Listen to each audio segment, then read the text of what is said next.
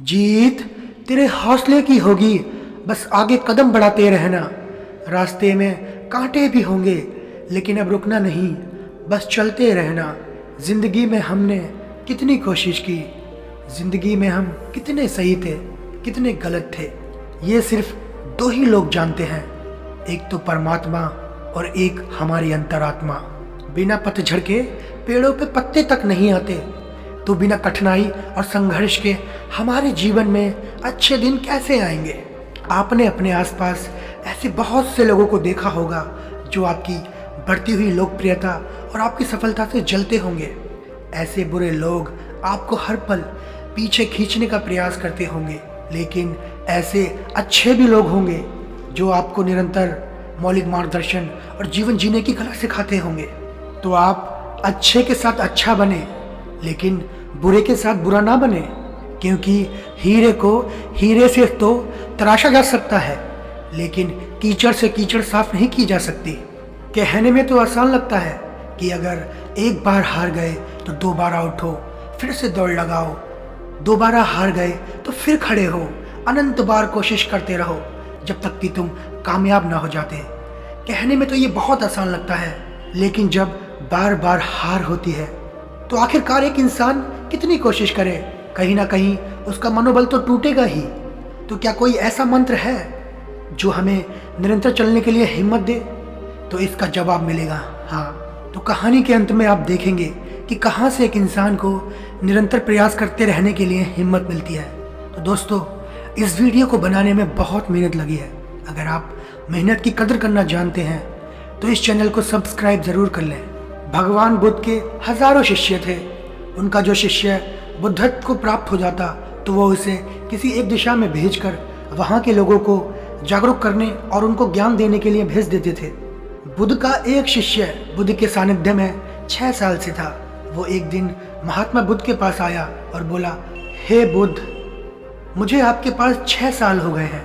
मेरे बाद कितने शिष्य आए और चले गए, उन्हें आपने इस बीच किसी न किसी एक दिशा में ज्ञान देने के लिए भेज दिया, लेकिन मुझे अभी तक नहीं भेजा। क्या मुझे अभी तक बुद्धत्व प्राप्त नहीं हुआ है? बुद्ध मुस्कुराए और बोले, ये तुम्हें खुद से समझना होगा कि तुम्हें बुद्धत्व प्राप्त हुआ है या नहीं।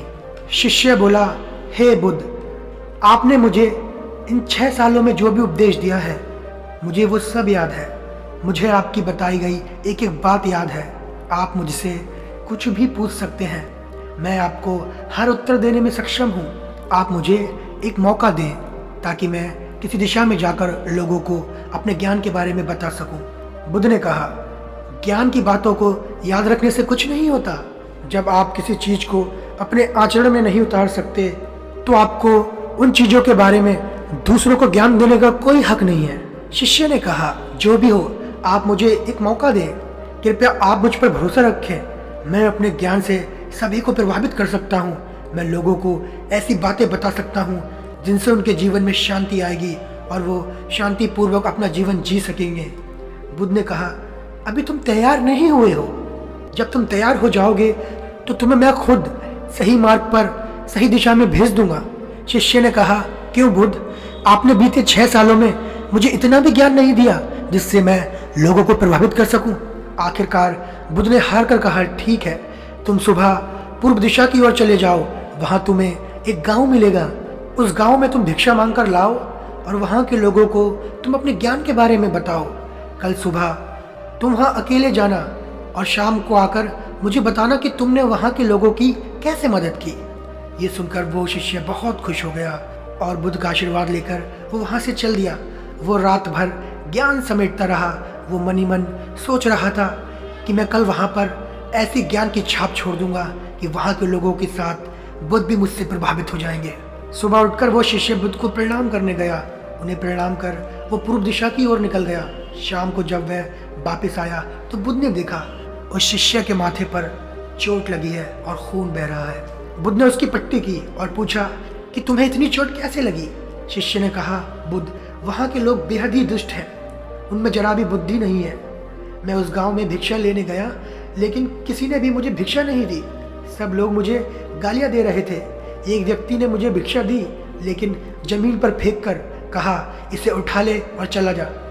मैंने उन्हें काफ़ी समझाया, लेकिन वे लोग मेरी बात सुनने को ही तैयार नहीं थे। उल्टा उन्होंने मेरे साथ हाथापाई कर दी, जिससे मुझे ये चोट लग गई। हे बुद्ध, आप मुझे दूसरी जगह भेजें जहाँ लोगों में बुद्धि हो। बुद्ध शिष्य की बात सुनकर मुस्कुराए और बोले, अगर उस गांव में भी तुम्हें ऐसे ही लोग मिले तब? शिष्य ने कहा, हे बुद्ध, ऐसे लोगों को कोई ज्ञान नहीं दे सकता। वो लोग अज्ञानी हैं, उन्हें कौन समझाएगा? बुद्ध ने कहा, वो लोग अज्ञानी नहीं बल्कि ज्ञानी ही हैं। उनके पास बहुत बुद्धि है और उनके पास खुद का अपना ज्ञान है। अगर तुम दूसरों के ज्ञान पर चोट पहुंचाओगे तो वो लोग कुछ तो करेंगे ही। तुम्हें ऐसे लोग हर जगह मिलेंगे, तब तुम अपना ज्ञान उन लोगों को कैसे दोगे?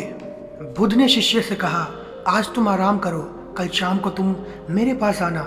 शिष्य बुद्ध को प्रणाम कर चला गया। अगली शाम जब वो बुद्ध के पास आया तब वहाँ बुद्ध का एक और शिष्य बैठा हुआ था। उसके हाथ में चोट लगी हुई थी। बुद्ध ने शिष्य से पूछा कि तुम्हारे हाथ में ये चोट कैसे लगी? शिष्य ने कहा, आपने मुझे पूर्व के एक गांव में भेजा था, वहीं पर मुझे ये चोट लगी है। बुद्ध ने कहा, वहाँ तुम्हारे साथ क्या क्या हुआ था? शिष्य ने कहा, हे बुद्ध, वहाँ पर मैंने सबसे भिक्षा मांगी, लेकिन किसी ने मुझे भिक्षा नहीं दी। एक व्यक्ति ने मुझे भिक्षा दी, लेकिन वो भी जमीन पर फेंक कर कहा, इसे उठा और चला जा। मैंने चुपचाप उस भिक्षा को उठाया और अपने भिक्षा पात्र में रख लिया और उस व्यक्ति को कल्याण का आशीर्वाद दिया। उस व्यक्ति ने मुझसे कहा, आप बड़े ही अजीब हो, मैं आपका अपमान कर रहा हूँ और आप मुझे आशीर्वाद दे रहे हैं।